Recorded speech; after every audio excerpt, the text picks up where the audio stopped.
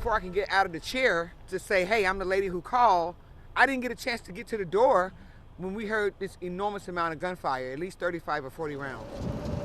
Shortly after 2 a.m. Friday morning, Charlotta Pritchett called CPD asking for help with her boyfriend who was holding a knife. Oh, so their male black boyfriend is fighting her. He's armed with a screwdriver and a knife.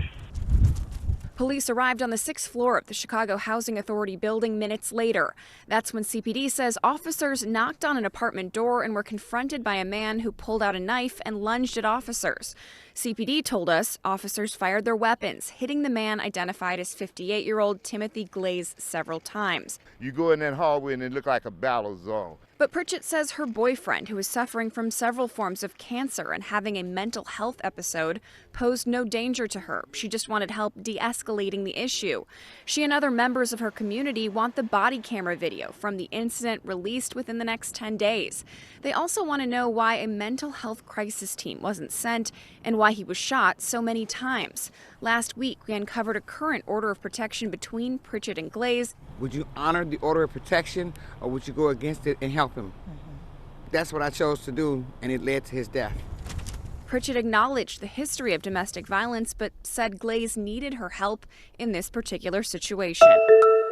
It's literally apocalyptic. In Southern California, a fight against flames fueled by unusually high winds. Thousands of people forced to evacuate from their homes in the Pacific Palisades, a neighborhood in Los Angeles. When we were running down, you could see palm trees, just like random palm trees on fire. So I'm sure leaves are burning and falling down. A distressing scene as residents ditched their cars amid a traffic gridlock. Many left virtually everything behind to make their way out. When we got in the car to go, and then all the cars were abandoned, so I had nowhere to go, so I just had to get out of my car and start walking. The smoke is so bad. California Governor Gavin Newsom declaring an emergency, securing a FEMA grant to help battle the quickly growing fire, which officials say has already charred through cars, structures, and homes. There's no fire season, it's fire year, it's year round, and it's incredibly important that we heed the warnings, the calls, that we're not out of the woods by any stretch of the imagination. Some coastal residents fleeing their homes for the second time in the span of a month after the Franklin fire ignited thousands of acres in neighboring Malibu. And I've lived in Malibu my whole life, and I've seen tons of fires. I'm scared for my life. It's terrifying. I'm Maribel Gonzalez reporting. Una ola de detenciones de activistas y políticos opositores se ha registrado en las últimas horas en Venezuela, entre las que figuran la del ex candidato presidencial Enrique Márquez, el defensor de la libertad de prensa Carlos Correa y el yerno de Edmundo González Urrutia, considerado presidente electo del país. Todo esto ocurre a un día de la protesta convocada por la oposición para presionar por la juramentación de González Urrutia como presidente de Venezuela y también justo antes de que se lleve a cabo la investidura presidencial para el periodo 2025-2031. El actual mandatario Nicolás Maduro informó la tarde del martes que en un solo día su gobierno había capturado a lo que calificó como 7 mercenarios extranjeros.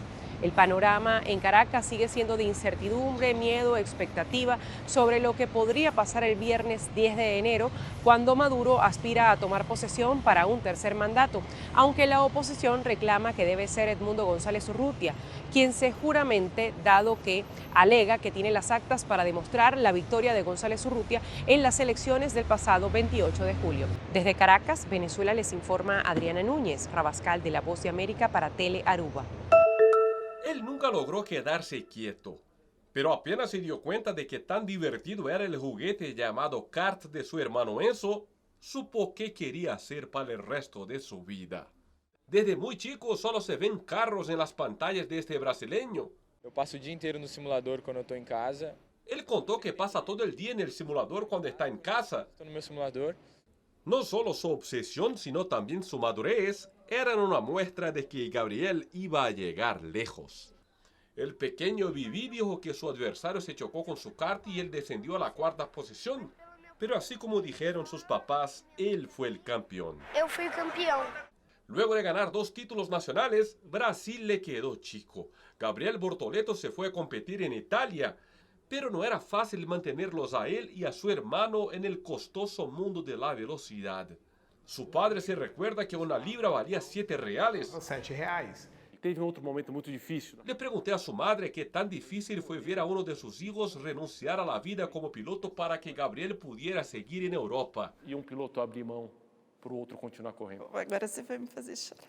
Doña Andrea me respondió que esa pregunta le haría llorar. Según Enzo Bortoleto, estaba muy claro que lo mejor sería apostar todo en tan solo un piloto. E não ia dar certo. La apuesta en Gabriel fue perfecta. 2023, en su primer año en la Fórmula 3, el brasileño fue campeón. En 2024 se fue a la Fórmula 2 y nuevamente el debutante logró el título.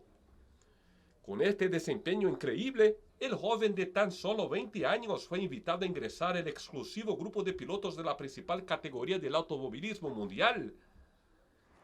Aunque el equipo Sauber haya terminado el Mundial de Constructores en último lugar, el pueblo que llena todos los años las tribunas de Interlagos en Sao Paulo está ansioso por recordar lo que es realmente alentar por un piloto de Fórmula 1.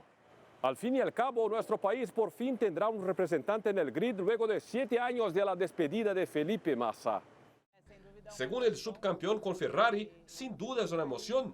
Él está muy feliz como amigo y como brasileño. Como brasileiro, A longo prazo, Gabriel Bortoleto está seguro de que a largo plazo, cuando Sauber compita como Audi, la escudería estará peleando por título y él espera estar ahí. vou estar com eles disputando por isso também. No le faltará apoyo de millones de hinchas, principalmente de aquel que renunció al sueño de ser piloto para ver a su hermano brillar.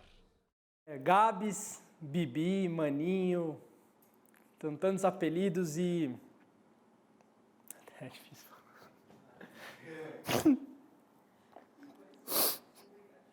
Obrigado, mãe, que ela até trouxe essa imagem e você sempre brincou e falou de ser herói. E tenho certeza que você virou o herói do Brasil. Te amo, boa sorte. Eu vou estar sempre aqui por você. Bom, é a pessoa que eu mais amo na minha vida inteira.